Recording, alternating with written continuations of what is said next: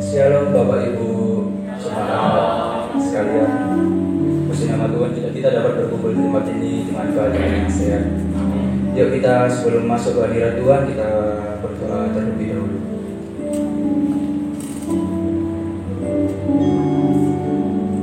Kami mengucap syukur ya Bapak atas segala kebaikan-Mu, atas segala kemurahan-Mu sehingga kami dapat dikumpulkan di tempat ini dengan keadaan yang sehat. Terima kasih ya Bapak. Sebentar kami akan memulai ibadah kami. Kami akan memuji Engkau, menyembah Engkau. Biarlah Engkau berkenan hadir di tempat ini untuk melawat setiap kami. Terima kasih ya Bapak atas berkat-Mu. Kami akan memulai ibadah ini. Biarlah pimpinanmu nyata atas kami dari awal ibadah pertengahan hingga akhirnya. Terima kasih ya Bapak. Di dalam nama Tuhan Yesus. Haleluya. Amin.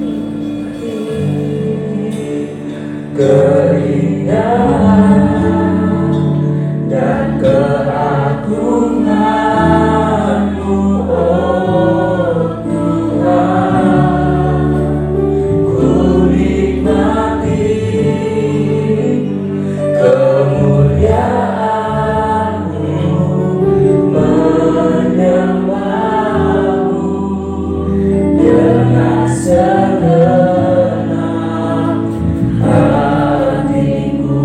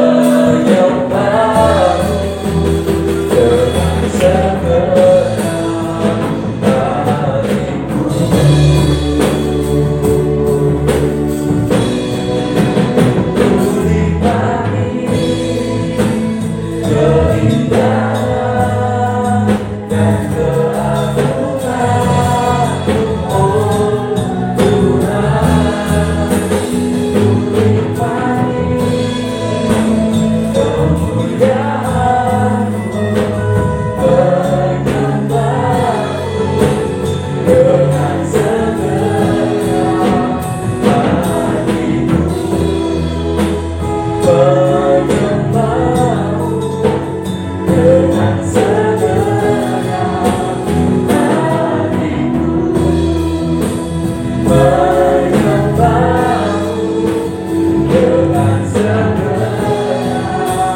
hatiku.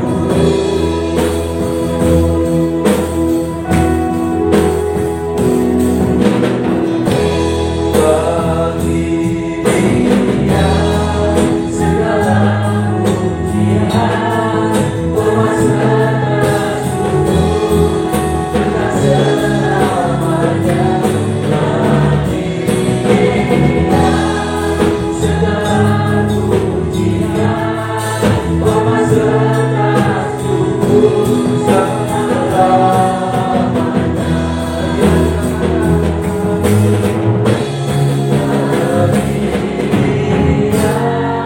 Segala pujian, hormat serta syukur dengan selamanya. Bagi Dia segala pujian, hormat serta syukur selamanya.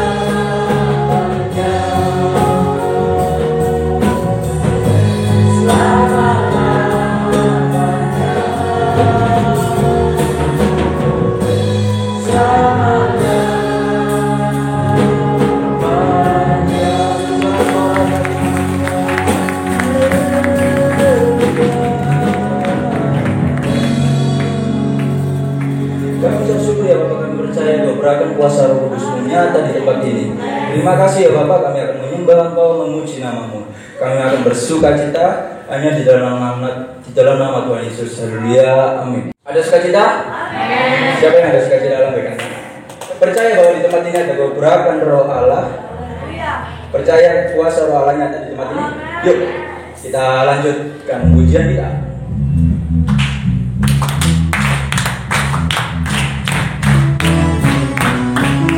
Saya mau kita berkonferensi Bapak ya. Angkat tangan kita saudara. Haleluya. Ada gerakan Roh Allah. Sama-sama. Ada gerakan Roh Allah di sini. Ada gerakan Roh Allah di sini. Kita bersyukur.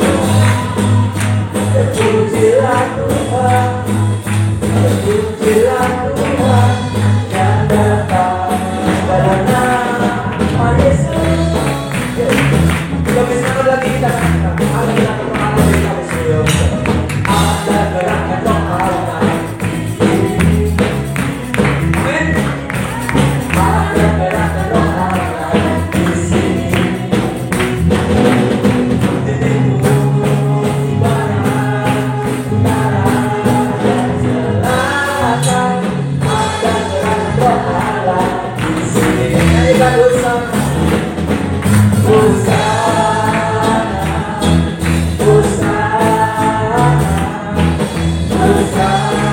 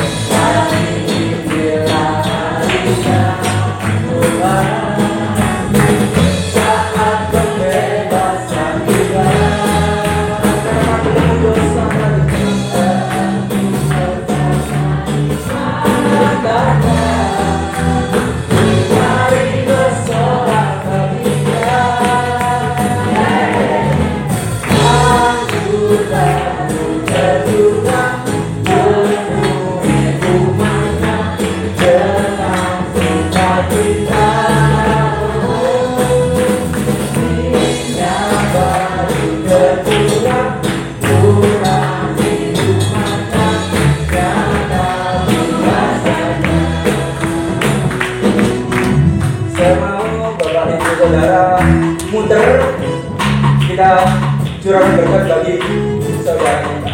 Ya.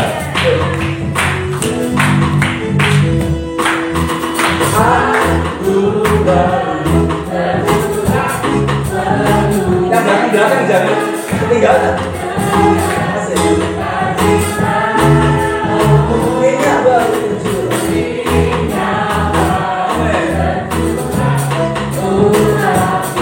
Lagi, sekali lagi, kurang minyaknya, kurang.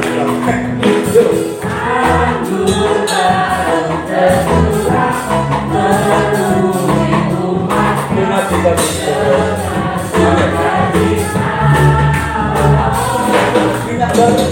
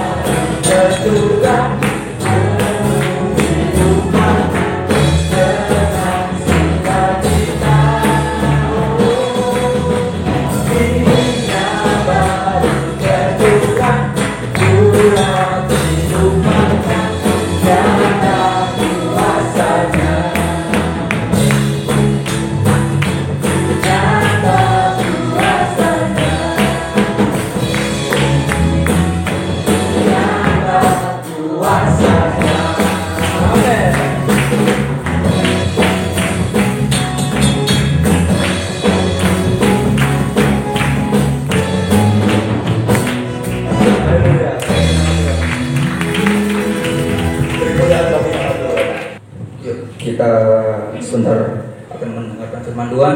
Saya persilakan Bapak Ibu Saudara untuk duduk.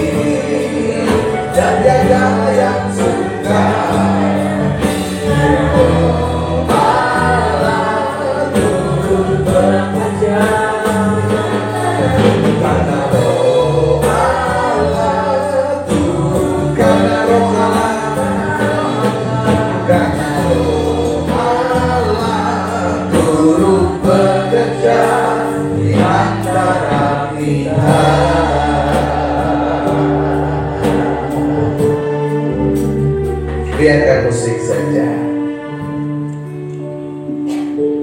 Saudara buka hati. Firman Tuhan kadang tidak enak untuk menegur, tapi tidak ada hal yang paling terbaik untuk jiwamu, untuk membuat engkau dan saya hidup berkenan di hadapan Tuhan, kecuali firman Tuhan. Seberapapun kita hadir, dengarkan kebenaran ini. Sebelum saudara ada di tempat ini, Roh Kudus sudah ada untuk saudara. Roh Kudus ingin memberkati saudara. Roh Kudus ingin membentuk saudara menjadi orang-orang hebat dalam tangannya.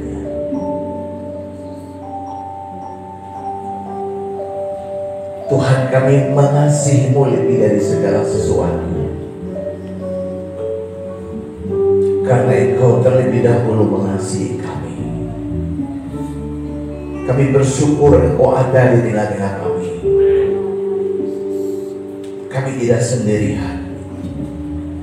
Kami bukan yatim piatu, karena ada Roh Kudus yang mengalir, bekerja aktif dalam hidup kami, terutama dalam ibadah pagi ini. Khususkan hamba-Mu untuk sampaikan kebenaran. Hanya kebenaran mengenai Kristus, kebenaran yang keluar dari Kristus, kebenaran yang bersumber dari Kristus, kebenaran itulah yang kuberitakan. Berkati sidang jemaat-Mu. Kami buka hati kami siap mendengarkan firman-Mu. Dalam nama Yesus, setiap kita yang siap mendengar dan melakukan firman Tuhan bersama kita katakan amin. Shalom. Saya ingat kalau saya datang, saya duduk dengan Mami di depan. Kenangan itu tidak bisa saya lupa. Saya kenal dan tahu GKB mulai dari tempat ini dan melalui Pak Gembala Pak Budi. Sebenarnya hari ini kami juga ibadah. Kami sudah ibadah, mau rancang ketiga kali, ibadah 3 kali. Merintis 10 tahun, Tuhan kasih kepercayaan lagi untuk membangun sekolah tinggi teologi. Dan mahasiswa yang sudah terdaftar 31 orang.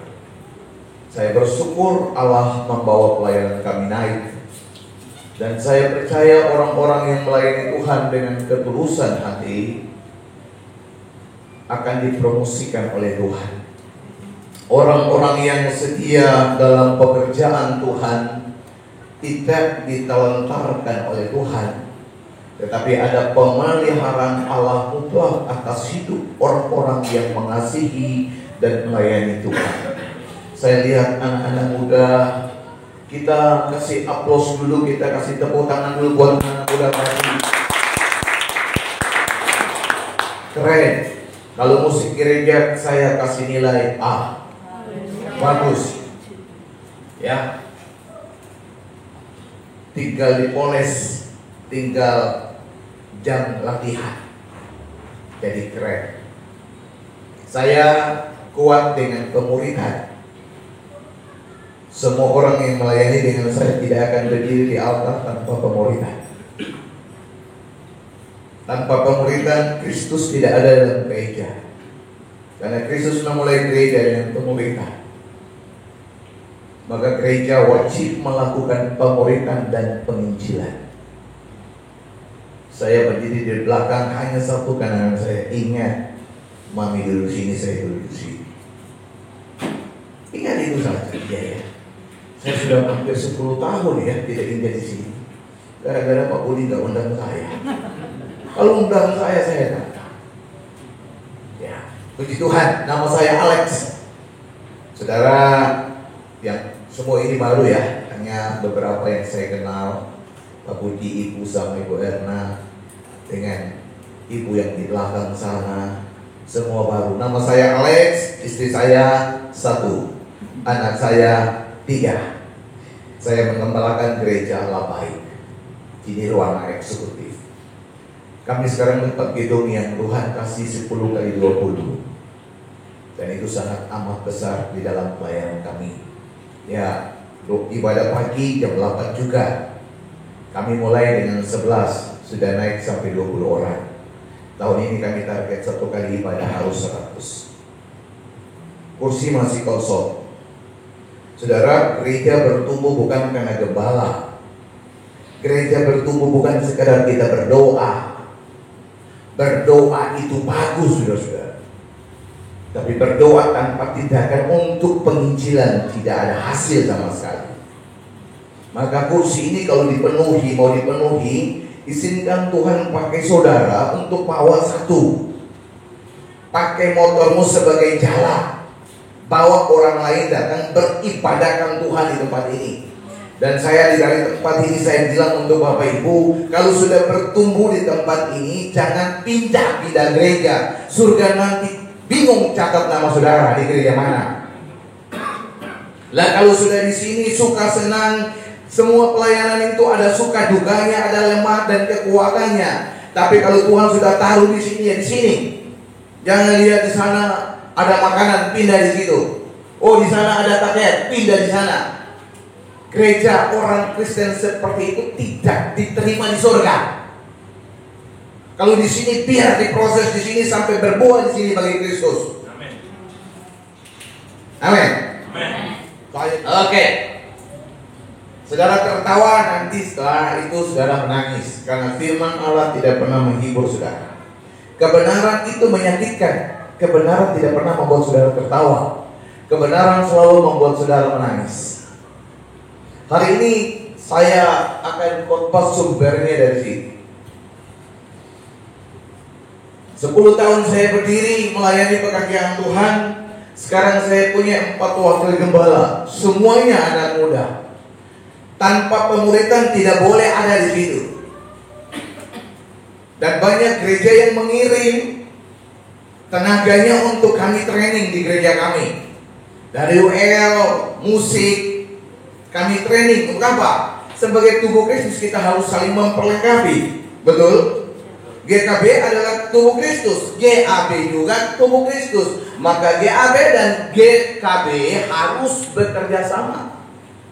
GAB tidak merasa bahwa wah saya sudah hebat. Enggak, harus kerja sama, belajar dari sini punya kelebihan, di sini belajar juga dari GAB punya kelebihan. Saya punya 4 wakil gembala, saya kemanapun gereja tetap jalan. Kenapa? Sistem sudah berlaku. Dan saya bisa kontrol hanya lewat CCTV dari jauh. Saya tahu ibadah itu bagaimana. Habis ibadah, wakil gembala pastoral wajib memberikan laporan ke saya. Wajib hukumnya. Sebelum pulang kasih laporan. Apa kekurangan ibadahmu hari ini? Saya tidak mau terulang minggu depan. Yang paling berkembang adalah youth kami. Youth kami, ya mungkin dalam beberapa 2 bulan terakhir ini, karena baru anak-anak pulang libur, baru ibadah sekitar 30-an. Tapi kalau sudah normal itu biasa sampai 50-an anak muda. Jadi itu membuat saya senang. Pemuritan kami berhasil. Ya, puji Tuhan. Mari kita buka bersama Yohanes pasal 12 ayat 26. Yohanes, pakai bawah waktu saya berapa jam? 45, mulai dari sekarang ya. Diskon yang tadi. Oke. Yohanes pasal 12 ayat 26. Saya dengan hormat mengundang Bapak Ibu bangkit berdiri. Kita baca bersama-sama dengan suara yang nyaring. 3, 2, 1. Barang siapa melayani aku, ia harus mengikuti aku. Dan di mana aku berada, di situ pun pelayanku akan berada. Barang siapa melayani aku, ia akan dihormati. Amin. Silakan duduk. Kemuliaan hormat hanya untuk Kristus Yesus dari sekarang sampai selama-lamanya. Amin. Bapak Ibu, Injil Yohanes satu-satunya mengajar tentang prinsip-prinsip pelayanan. Kemarin saya membuat seminar mengenai prinsip kepemimpinan yang bersumber dari kitab Yohanes. Hari ini saya bahas prinsip pelayanan yang diajarkan yang bersumber dari Yesus. Saudara-saudara, pelayanan bukan mengenai diri saudara. Pelayanan bukan mengenai talenta saudara. Pelayanan bukan bicara tentang kemampuan saudara. Pelayanan berbicara tentang bagaimana menyenangkan Tuhan. Harga untuk menyenangkan Tuhan itu harus lebih dominan daripada harga dan keinginan untuk menyenangkan dirimu. Kalau saudara melayani Tuhan dan ingin mendapat hormat hanya sekedar itu, tujuannya itu, saudara sedang gagal di dalam pelayanan. Orang yang melayani Tuhan, kita ketika berdiri di altar ini, semua keinginan kita harus mati. Semua yang kita berdiri di sini, ego kita harus mati. Yang ada hanya satu dalam hati kita, sama-sama kompak dalam hati para pelayan Tuhan. Ketika saya berdiri di sini, bukan bicara tentang saya, tetapi bicara tentang Tuhan, bicara tentang Kristus itu. Pelayanan tidak boleh sembarangan. Pelayanan tidak seenaknya. Saya selalu tegaskan kepada tim pastoral saya, ibadah bukan sekedar habis. Ibadah bukan sekedar berjalan dengan lancar. Ibadah bukan sekedar musik yang kuat. Well, sehingga suaranya mantap. Bukan itu. Itu show. Itu bukan pelayanan. Pelayanan, ibadah harus bermuara mengembalikan hormat, pujian kepada Raja Tuhan di atas segala Tuhan. Dan ibadah itu harus berdampak untuk hubungan jemaat satu dengan yang lain. Itulah ibadah Kristen. Nah, kita akan fokus di sini. Saya akan bahas tentang pelayanan di sini. Yesus bilang begini, barang siapa melayani aku, ia harus mengikuti aku. Mengikuti apa? Yang pasti mengikuti standar pelayanan Yesus. Kalau saudara, saya pelajari firman Tuhan dengan baik, baik Injil Sinoptik maupun Injil Yohanes, maka kita akan dapat 5 hal. Yesus melayani dalam 5 hal ini. Yang pertama, Yesus melayani penuh dengan firman. Yesus penuh dengan firman. Dari usia 12, dari kecil sampai dia dicobai oleh iblis. Di Matius pasal 4, Yesus penuh dengan firman. Pelayan Tuhan penuh dengan firman. Bukan pakai firman untuk menyalahkan orang, tetapi kau pakai firman untuk bercermin dan memperbaiki dirimu sebelum engkau menyalahkan orang lain.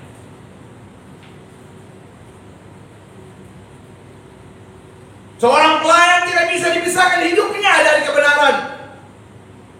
Seorang pelayan tidak bisa dipisahkan hidupnya dari firman.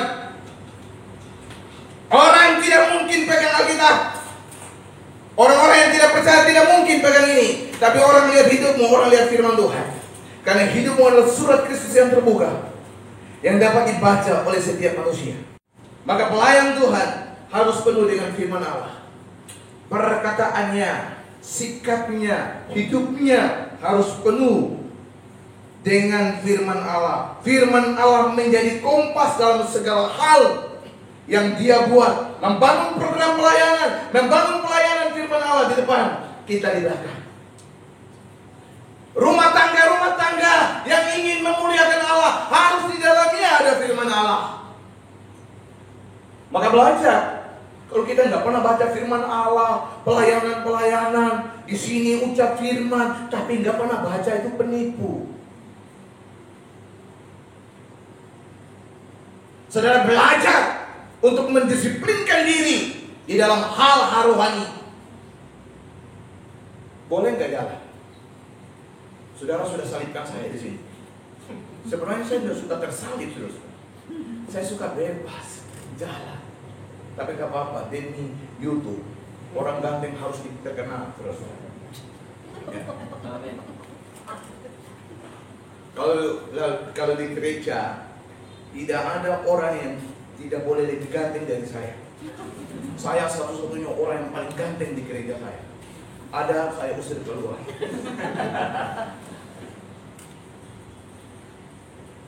Belajar untuk hidup dengan firman Allah. Bangun pagi baca firman. Saya ada punya kerinduan untuk membuat sesuatu yang tidak pernah dilakukan oleh manusia. Setelah saya sudah lakukan itu, baru saya akan bersaksi di sini. Tapi kalau saudara saya baca firman Tuhan tidak pernah satu pasal, satu kitab. Jadi kalau saya duduk itu, satu kitab harus habis. Bukan satu pasal, bukan 10 pasal. Itu dari kecil hidup saya seperti itu. Saya sedang merancangkan sesuatu yang tidak mungkin orang lain lakukan. Saya ingin lakukan ini untuk Tuhan. Belajar hidup ini. Pegang firman Tuhan, segala sesuatu ukurannya firman Tuhan. Bukan skill. Skill bagus. Pelayanan tanpa skill juga timpang. Tapi yang terbagus, ukurlah segala pelayanmu di dalam terang firman Allah. Tuhan disenangkan nggak waktu aku buat ini? Anak-anak muda tidak boleh hidup tanpa firman Tuhan. Cintai firman Tuhan dari masa muda. Dan kau akan lihat di masa tua, Tuhan tidak pernah tinggalkan orang-orang yang mencintai buku-bukunya. Belajar untuk ukur segala sesuatu. Yesus bilang, kau melayani aku harus mengikuti aku. Karena kalau Yesus melayani penuh dengan firman Allah, maka semua orang yang melayani, apalagi melayani Kristus, harus ikut standar dia, yaitu penuh dengan firman Allah. Yang kedua,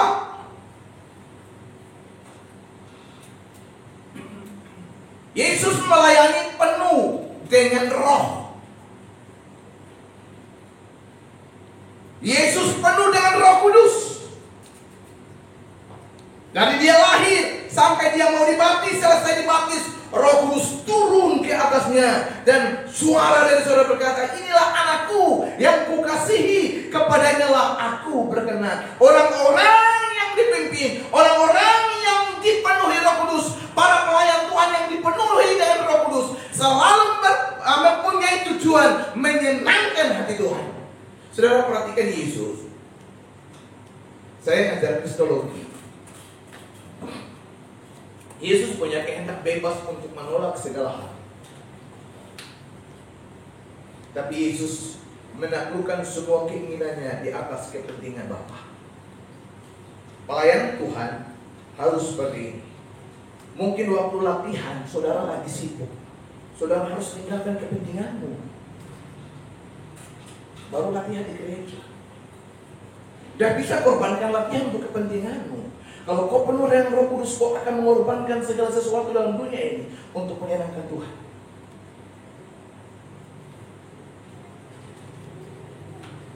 Siapa di gereja kami tidak latihan, dan coba-coba naik. Kedua, sudah latihan datang terlambat tidak boleh naik. Itu pelayanan. Saudara harus disiplinkan diri. Tidak bisa pelayanan, latihan, aku nggak bisa. Kalau saya gembala, saya colek Anda. Kalau saya Tuhan, saya tutup napasnya. Sadis yuk. Saya Tuhan bukan orang abor. Bagaimana saudara korbankan pelayanan untuk kepentingan diri? Nanti di sini, aku mengasihi engkau. Saya Tuhan, saya tampar mulut Anda. Pembohong. Latihan saja Anda korbankan waktu latihan. Anda pada sini bilang katakan mengasihi Tuhan, penipu. Kadang kita berdiri di sini untuk menipu Tuhan, bukan menyenangkan Tuhan.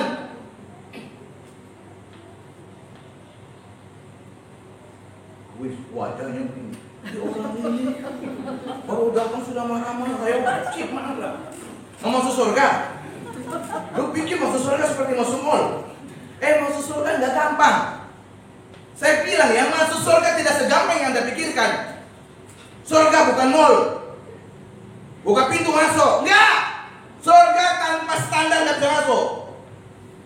Standar satunya adalah disiplin. Saudara pikir percaya Yesus selesai? Enggak. Baca firman Tuhan dengan baik. Semua ini. Ini napasnya sudah mau putus. Ya begini.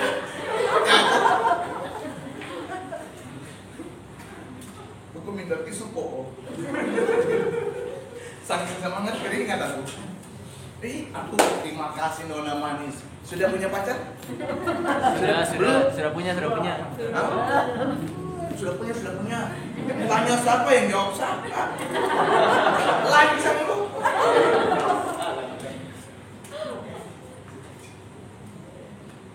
Kadang kita jadi penipu.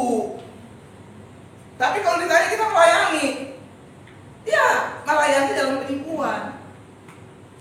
Kita korbankan Tuhan untuk kepentingan kita, kita korbankan Tuhan untuk kesenangan kita, tapi waktu kita pelayanan, kita sepertinya orang rohani. Orang penyanyi dangdut bisa. Pemain bass dunia itu loh bisa. Salah satu pemain bass saya itu mainnya dengan artis. Di gereja kami punya SDM yang luar biasa. Tapi terlambat, jangan harap naik. Skill boleh, tapi moral lebih penting di mata Tuhan. Kau punya skill tinggi, tapi kau nggak punya moral, kau dihormati dunia, Tuhan muak dengan hidupmu. Belajar menghormati Tuhan, layani Tuhan dengan roh. Ketika kita dipimpin oleh roh, hidup ini harus bermuara dalam satu tujuan, menyenangkan Tuhan. Harus menyenangkan Tuhan. Orang yang tujuan hidupnya menyenangkan Tuhan, ketika dia membuat satu kesalahan kecil saja, hati nuraninya terluka, membuat dia tersungkur di hadapan Tuhan, menangis minta. Tapi kalau hidup kita hanya bertujuan menyenangkan kita korbankan Tuhan dengan segala pekerjaannya tanpa ada rasa bersalah, bertahun-tahun kita akan melayani dalam kesalahan itu. Makanya tadi saya duduk situ. Sebenarnya saya ingin khotbah dan di khotbah, rumahku seperti sarang penyamun, kata firman. Orang-orang kelihatan rohani tapi hatinya penyamun semua. Melayani tapi hatinya di sini. Dia tubuhnya di sini tapi rohnya melayang-layang tuh. Kenapa? Bukan menyenangkan Tuhan. Orang yang penuh dengan roh, dia akan menyenangkan Tuhan lebih dari segalanya. Yesus berkali-kali berdoa, kalau bukan kehendakku, melainkan kehendak. Yesus ingin menyenangkan dia. Pelayanan yang benar adalah pelayanan yang menyenangkan Tuhan, bukan diri. Mungkin waktu melayani itu, aduh gak enak loh. Aku asal, siapa bilang asal gak enak? Aku kolektan, siapa bilang kolektan itu hina? Dengar baik, melayani Tuhan mungkin hanya kalau bersih-bersih gereja, terpuji di hadapan Tuhan. Saya memulai pelayanan bukan dengan khotbah, cleaning service di gereja. Habis naik singers, habis naik WR, baru khotbah. Tapi harus jujur, dari tahun 89 sampai sekarang ini lebih banyak khotbahnya daripada WR. Tapi kalau teknik vokal, teknik WR saya masih bisa. Makanya semua pelayan dalam gereja saya yang memuridkan. Mau singers harus melalui saya, tesnya di saya.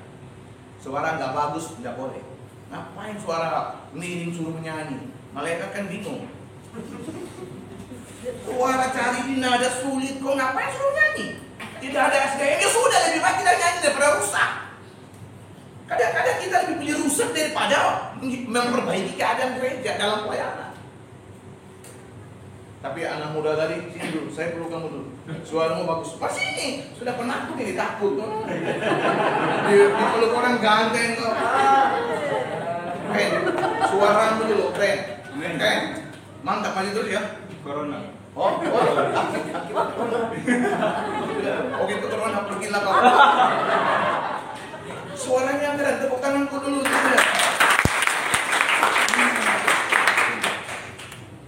Saya kalau kasih pujian di depan umum, tegur tertutup, itu saya. Itu pemimpin yang hebat adalah pemimpin yang memberikan pujian umum. Tetapi waktu dia salah, tegurnya di kamar mandi, tegurnya di kantor. Itu saya. Itu leadership yang baik sekali. Sehingga anak muda itu, wah aku dipuji, ya, langsung besok kali kita putus-putus jadi hajar semua. Hari minggu depan kalau berdiri lagi, usahakan lebih enak lagi. Oke? Tapi jangan berdiri di sini. Jangan di sini atas mimbar, di bawah boleh, di sini nggak boleh. Oke? Belajar melayani penuh dengan roh. Orang penuh Roh Kudus itu bukan sekedar berbahasa roh. Penuh Roh Kudus itu hidup yang dituntun, yang menyenangkan Tuhan. Maka pelayan yang penuh dengan Roh Kudus itu hidupnya akan dituntun. Untuk apa? Sampai di satu titik harus menyenangkan Tuhan. Ketika aku main bass bukan mengenai diriku. Ketika aku main drum bukan tentang diriku. Ketika aku bukan aku. Aku main keyboard bukan aku. Tapi aku harus menyembah menyenangkan. Sang Raja di atas segala raja, Juru Selamat yang agung yang bernama Kristus Yesus Tuhan. Itu pelayan yang penuh dengan roh. Anak saya sekarang dipakai banyak gereja karena keyboardnya enak sekali. Kalau saya ajar dia main keyboard jaringan keriting, saya pukul benar-benar. Sampai kadang-kadang kalau dia penyanyi itu dengan menangis, bukan urapan, sakit tangan. Ku pandang wajahmu dan rasa orang urapan enggak, jadinya lagi bengkak. Anak saya juga main drum, main bagus, sambil menangis saudara. Itu sticknya baru lari tadi itu. Kenapa saya tidak mau pacu? Untuk Tuhan harus yang terbaik. Orang yang dipenuhi Roh Kudus selalu memberikan yang terbaik dan berusaha untuk yang terbaik bagi Tuhan. Sudahkah engkau penuh dengan Roh? Harus. Tidak bisa. Yang ketiga, Yesus melayani dengan standar. Kalau saudara belajar, dia penuh dengan apa? Belas kasihan. Jangan penuh dengan tujuan, trik, aku harus dapat bayaran. Jangan tujuannya, di sana dapat berapa? Tidak boleh. Belas kasihan akan memampukan kita melayani di mana saja. Berapapun orang kita datang dengan belas kasihan. Saya melayani dari gereja yang super besar sampai gereja yang terkecil. Besok saya di CKI Darmo, jemaatnya banyak. Saya khotbah tidak ada skala semangatnya dengan di Beratang yang hanya 15 orang. Sikap. Kalau datang dengan belas kasihan, kita nggak peduli panas atau dingin. Sekarang orang ini kalau ke gereja cari apa? Nyaman. Bukan cari Tuhan, cari AC. Karena di rumah sulit, tidur. Dan waktu masuk gereja yang penuh AC, tidur. Kurang ajar. Kalau saya Tuhan, langsung saya minggatkan Anda dari bumi.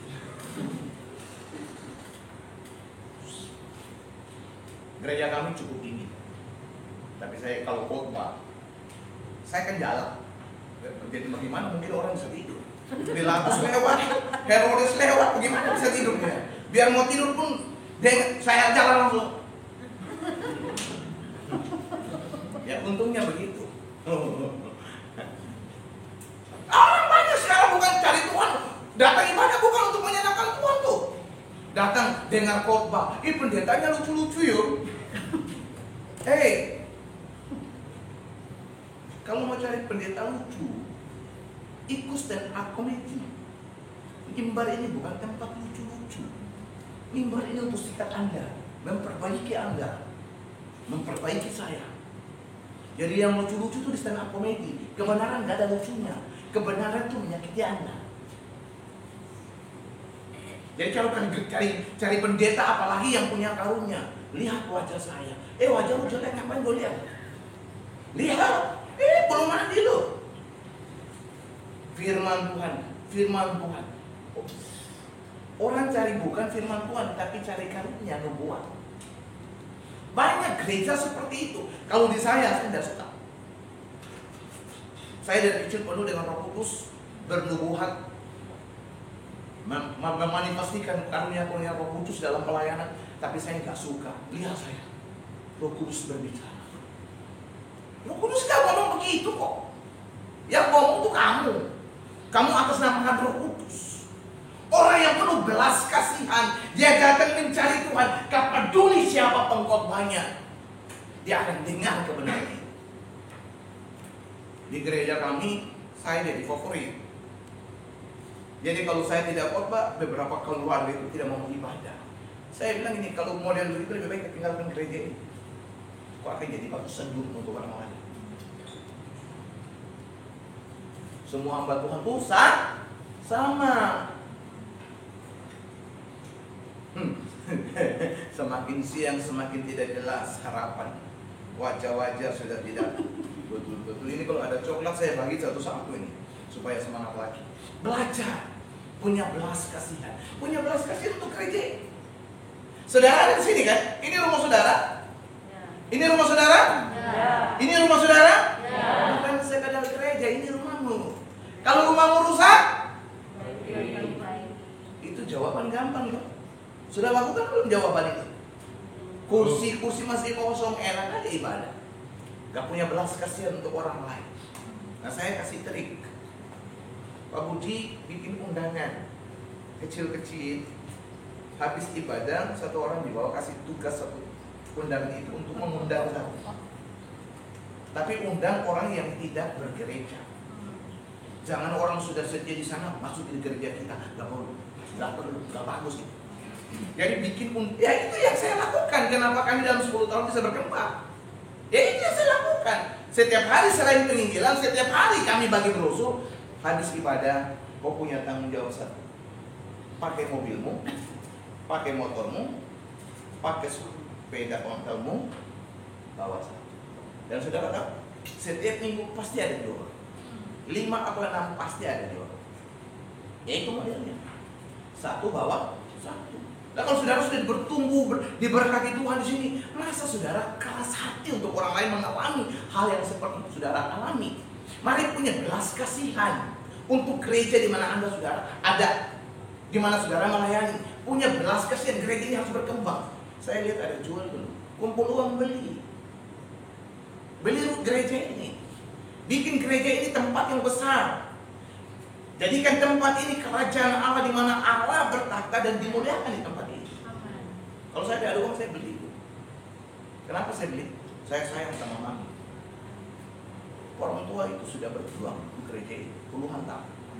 Saudara ada di tempat ini karena air mata dan keringat orang tua yang membangun tempat ini. Punya belas kasihan. Punya belas kasihan. Jangan hanya hidup untuk diri sendiri. Orang yang punya belas kasihan itu memperhatikan orang lain. Tapi orang yang tidak punya belas kasihan itu selalu ingin dikasihani. Kalau aku tidak dijemput, aku nggak datang. Jangan datang. Surga nggak butuh Anda. Jadi orang Kristen betul. Jangan jadi orang Kristen jangan. Abal-abal istilah anak muda. Kalau tidak dijemput, nggak datang. Itu anak TK. Sudah dewasa mau naik sepeda ontel, naik ojek, naik. Saya punya program baru. 10 orang mau datang ibadah, naik Gojek saya bayar di sini. Grab saya bayar. 2 mobil. Itu saya. Jadi orang papi. Nah ini kan orang ganteng selalu dipanggil papi. Pak Budi panggil apa? Oh berarti gak ganteng. Karena ganteng. Orang ganteng itu pasti dipanggil papi. Oh Daddy ya? Daddy ya? Oh ya sudah sama lah ya. Kalian Inggris-Inggrisan itu. Kalau papi itu Belanda, Holland spoken itu. Hah? Oke, karena saya tamu di sini saya terima. Tapi kalau di gereja saya tidak akan saya terima. Di gereja saya hanya Alexander Behna yang terganteng. Kalau di sini nggak apa-apa lah. Saya terima tapi hati saya luka. Orang yang tidak punya belas kasihan sekali lagi selalu ingin diperhatikan. Kalau Bapak Gembala tidak telepon dia, Bapak Gembala ini sudah tidak sayang aku. Jijik. Lepai.com. Bapak Gembala kok sayang dia, nggak sayang aku. Loh, memangnya kita mau bagi sayang bagaimana? Ya, itu tipe orang yang tidak punya belas kasihan. Orang yang punya belas kasihan itu justru dia perhatikan orang lain walaupun dia sendiri tidak diperhatikan karena dia sadar Tuhan yang memperhatikan dia. Maka belajar jadi pelayan yang punya belas kasihan, jangan sekadar pelayanan toh. Saya selalu tantang untuk wakil gembala. Dalam 3 tahun masa jabatanmu lu nggak bawa 1 jiwa terpecah kamu. Untuk apa? Kamu jadi wakil gembala nggak bawa apa-apa, tidak menghasilkan apa-apa. Kau muda, ketua kamu muda harus tanda tangan MOU dengan saya. Saya percayakan 30, 1 tahun harus 60, kalau enggak saya pecat kamu. Harus. Untuk apa kamu jadi kaum muda? Hanya ekses. Hanya, aku ketua kaum muda. Hasilmu apa? Kau diangkat untuk membuahkan hasil. Bukan hanya tunjukkan, aku ketua youth. Siapa mau anakku? Najis. Enggak, itu bukan tujuan itu. Tujuannya ketika saudara diangkat oleh gembala, tujuannya adalah membantu gembala akan membuat pelayanan itu berkembang, bukan stagnan. Kalau saya tegas 3 bulan evaluasi dengan saya. Maka belajar punya belas kasihan. Gereja ini berkembang sekali lagi tergantung belas kasihan. Pastikan tahun ini 100 orang ada ibadah di sini. Dari corona sampai sekarang kami nggak pernah libur. Corona takut Yesus kok. Ngapain Yesus takut corona? Berarti saya bukan jadi hamba Tuhan. Dan sepanjang itu kami tidak ada satupun jemaat yang kena corona sampai hari ini. Ibadah tetap berada. Belajar punya belas kasihan. Yesus lihat orang banyak itu, dia membuat mujizat, dia memberi makan semua dengan apa? Belas kasihan. Belas kasihan itu selalu memaksa diri kita berkorban untuk orang lain. Itu belas kasihan. Kalau saudara tidak pernah berkorban untuk gereja ini, saudara tidak pernah berkorban untuk orang lain hadir di gereja ini, saudara masih hidup jauh dari belas kasihan Tuhan. Jangan melayani toh. Melayanilah dengan belas kasihan. Dan yang terakhir, kalau saya terakhir dan paling terakhir, sehingga saudara jangan terjebak dengan yang terakhir, karena masih ada yang paling terakhir. Oke, yang terakhir saudara. Supaya saudara sudah mau selesai enggak? Kok bakal nonton film drama Korea panjang-panjang enggak masalah. Dengan firman mulai seperti cacing kena kepanasan gitu, dia mulai gerak-gerik. Enggak ada. Dengan firman Tuhan gitu. Masuk surga kan? Dalam hati, Pak Gembala jangan undang manusia itu lagi ke sini. Hei, saya bilang rugi kalau nggak undang saya. Oke, yang terakhir dulu, yang terakhir. Melayani harus punya urapan. Urapan itu bukan yang mati hidup, yang timpang bukan. Urapan itu seperti ini. Apa yang Tuhan percayakan kepadamu itu berjalan dengan baik. Itu kemampuan ilahi untuk membuat kau sukses. Kalau kau pimpin pujian, harus punya urapan. Tapi dia punya baik. Wah, saya mau saudara harus begini. Oh, keren ya. Saya mau saudara harus apa tadi? Lupa. Oh. Kalau gitu saya tarik kembali semua pujian saya. Anggur baru dia punya tangan tertua sampai gitarnya anak muda begini ya. Urapan itu sederhana kok. Urapan itu bukan bicara tentang gedung ini Tuhan urapi saya rontokan seperti saudara itu pusat dong rumah tetangga.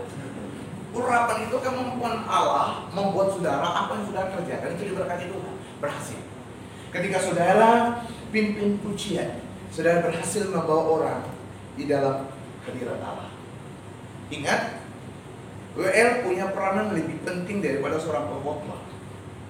WL gagal, pengkhotbah sebagus apapun, firman itu akan melayang-layang. Sudah. Jadi WL itu seperti petani. Kalau saya training, WL itu seperti petani yang sedang mencangkul tanah yang tandus padi. Dikasih pupuk, disiram supaya apa? Sebentar waktu benih kebenaran itu ditabur, siap terima. Itu tugas WL lebih bahaya, lebih berat daripada seorang pengkhotbah.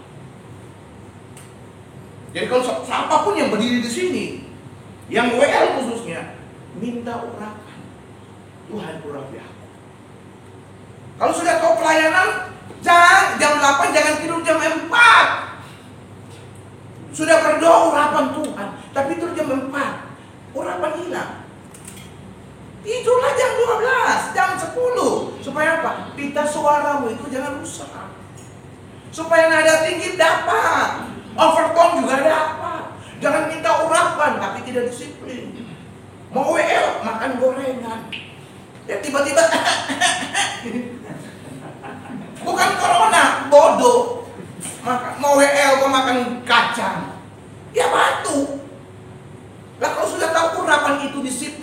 sebagainya. Oh iya, saya tugas besok tidur jam sekian, bangun jam sekian, saya berangkat ke gereja jam sekian.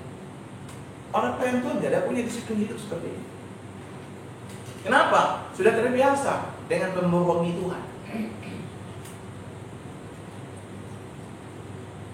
Tapi orang yang penuh Roh Kudus, orang yang penuh kuasa enggak seperti itu.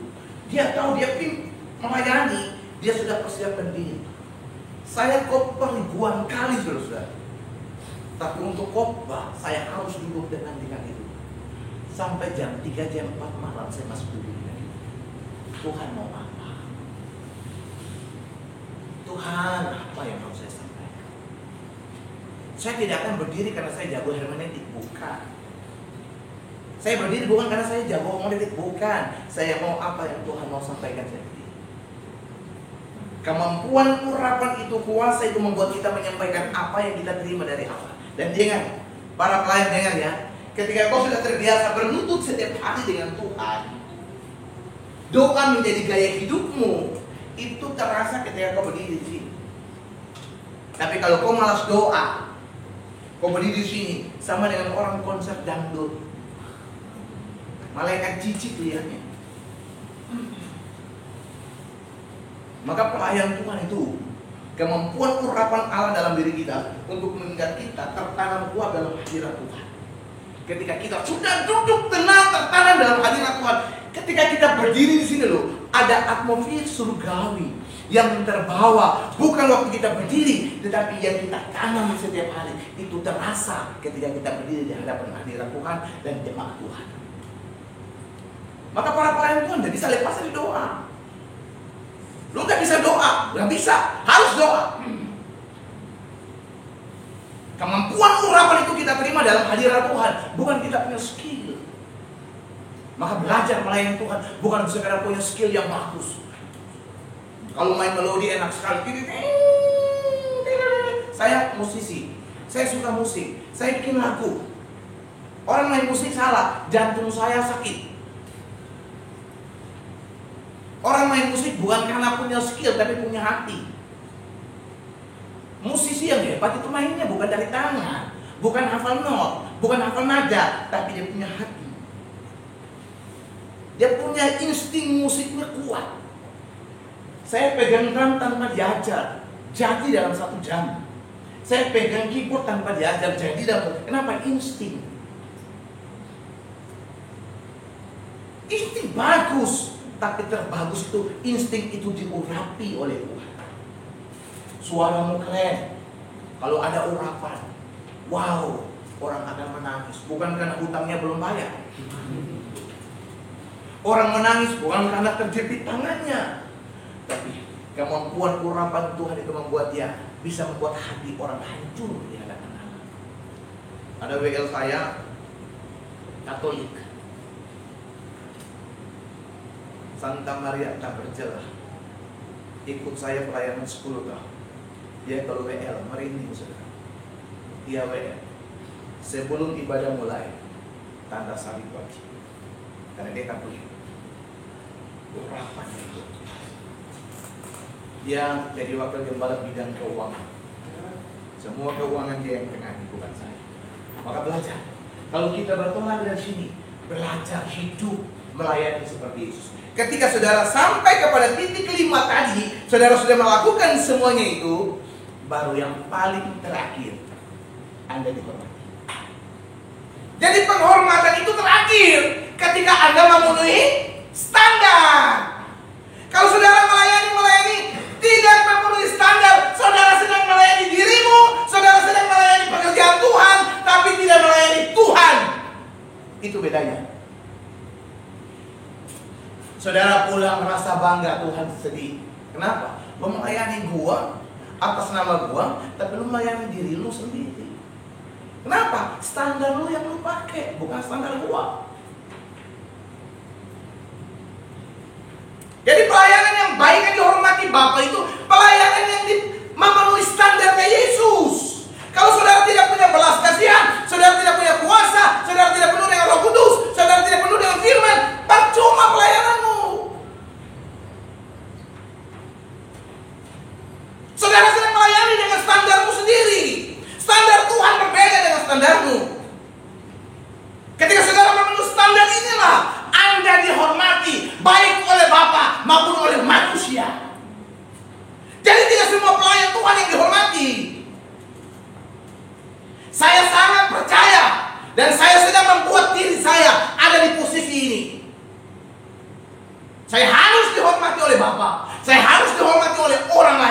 dengan standar pelayanan Tuhan, bukan standar pelayanan saya.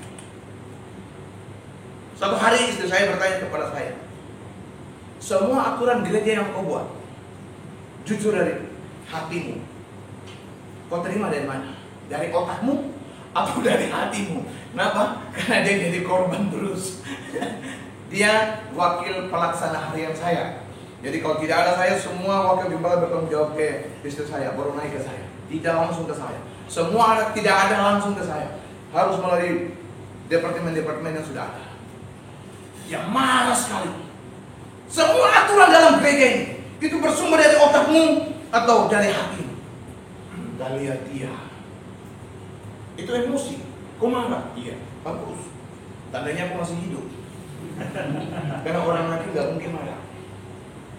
Tapi dengan baik. Saya gembala. Apa yang saya putuskan, saya dapat dari lutut saya. Bukan otak saya. Kau lihat 10 tahun saya dirikan gereja ini, tidak ada donatur satupun.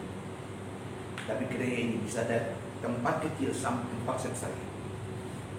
Itu kenapa? Ini yang banyak bekerja, bukan ini. Kalau saya buat aturan gereja pakai otak saya gila. Tapi ketika aturan yang diberikan gembala kepadamu, jangan pikir aturan itu lahir seenaknya.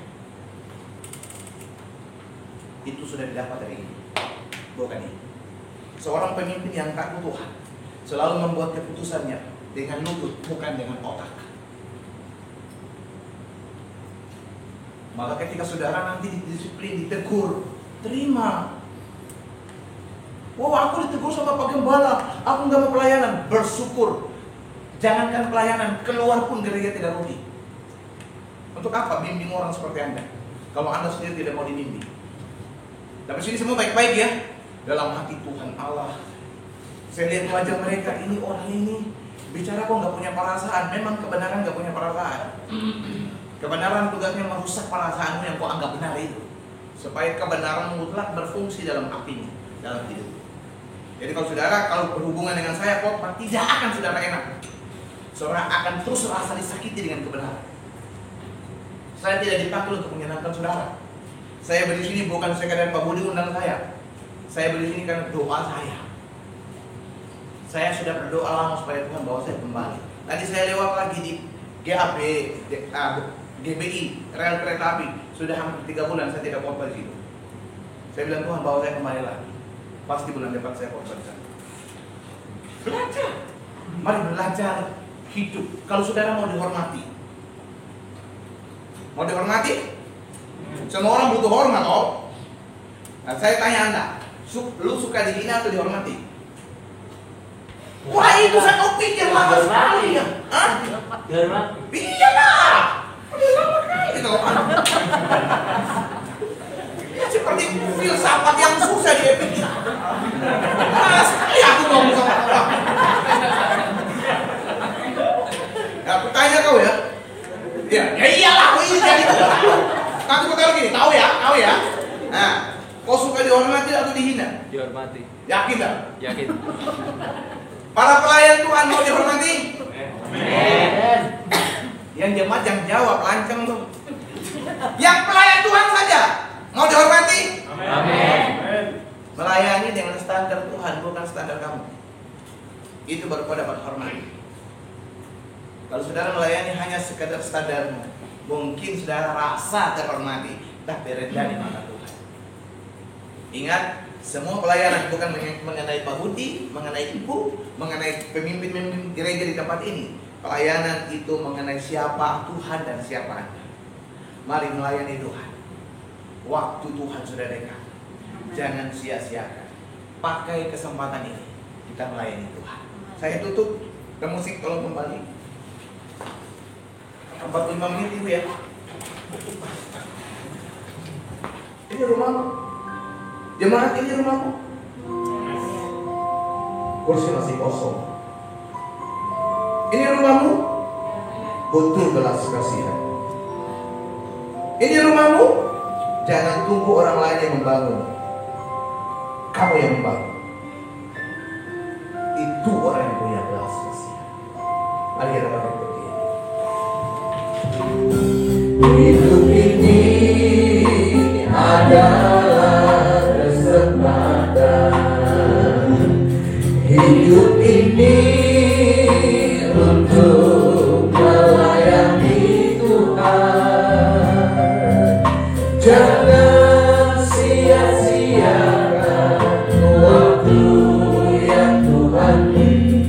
Hidup ini harus jadi berkat. Oh Tuhan, pakailah hidupku selagi aku masih kuat.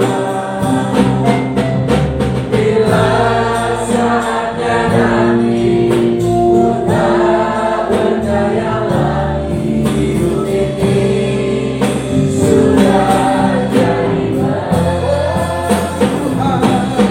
Oh Tuhan, pakailah hidupku selagi aku masih kuat. Bila saatnya nanti ku tak berdaya lagi, hidup ini sudah jadi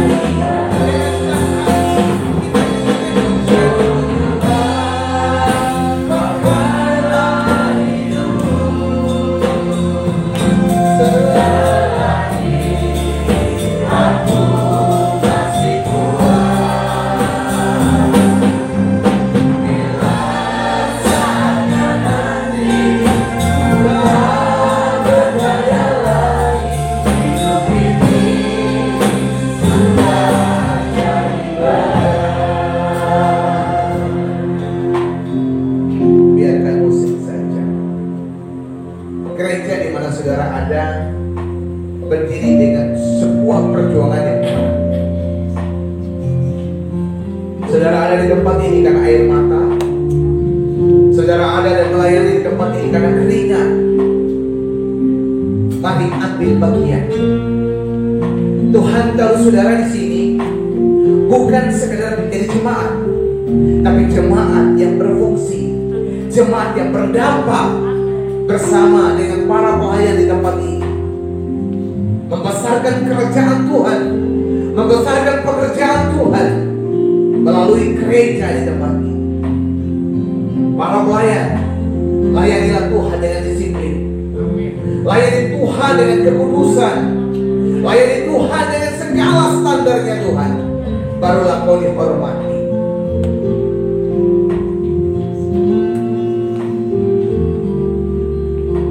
Hamba selesai berbicara Tuhan.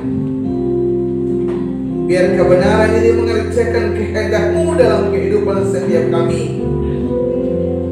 Gereja ini harus bertumbuh dalam nama Yesus.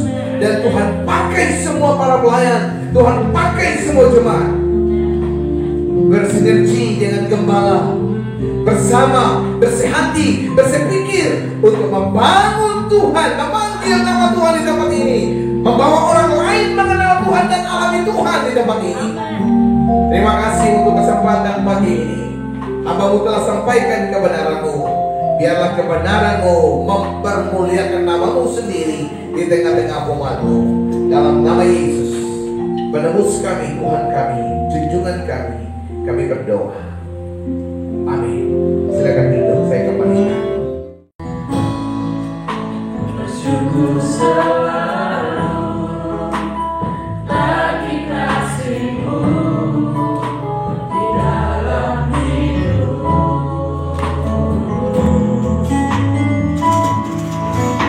Takkan ku ragu atas rencana-Mu untuk masa depan.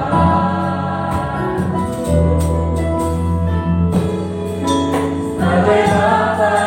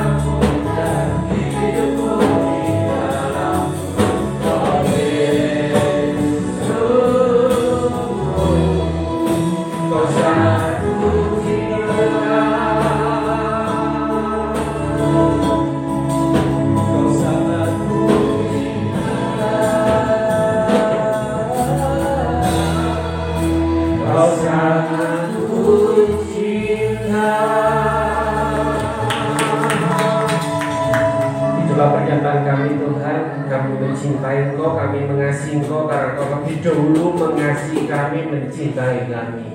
Dan kami mau menjadi pelayan yang baik yang sesuai dengan standar-Mu Tuhan. Segala kemuliaan hanya bagi-Mu, pujian, hormat, syukur kami hanya bagi-Mu. Terima kasih Bapak untuk ibadah pada hari ini. Kau yang memberkati hamba-Mu Pendeta Alex, Kau yang memperlengkapi setiap hari dengan karunia-karunia yang baru. Tetap kerendahan hati ada padanya, biarlah segala pelayanannya untuk kemuliaan nama Tuhan. Dan segala apa yang dilakukan oleh jeripayah tim PAW tidak akan pernah sia-sia, karena mereka mengasihi Engkau Tuhan, dan Engkau mengasihi mereka. Dan kami semua jemaat, dari yang kecil besar, yang tua yang muda, Tuhan yang memberkati. Pekerjaan-pekerjaan jemaat GKP Sitoyoso, Tuhan memberkati. Orang tua dari para pemuda, Tuhan memberkati. Pekerjaan mereka, usaha mereka, apapun yang mereka kerjakan, Tuhan membuat berhasil dalam nama Yesus. Terima kasih Bapak, terima kasih segala kemuliaan-Nya bagi-Mu. Sebentar kami pulang, malaikat mengantar kami tiba di rumah dengan selamat. Dan kiranya Tuhan, minggu-minggu ke depan, hari-hari seru Tuhan, kami tetap bersemangat, kami tetap mengikut Tuhan dengan sesuai standar yang daripada-Mu. Terima kasih. Kiranya berkat dari Allah Bapa di surga, sukacita kami sebenarnya melampaui segala akal, turun atas kita. Kita melayani Tuhan Yesus Kristus serta persekutuan Allah Kudus, kiranya memberkati, menyertai, melindungi setiap jemaat yang percaya padamu. Yang percaya katakan amin.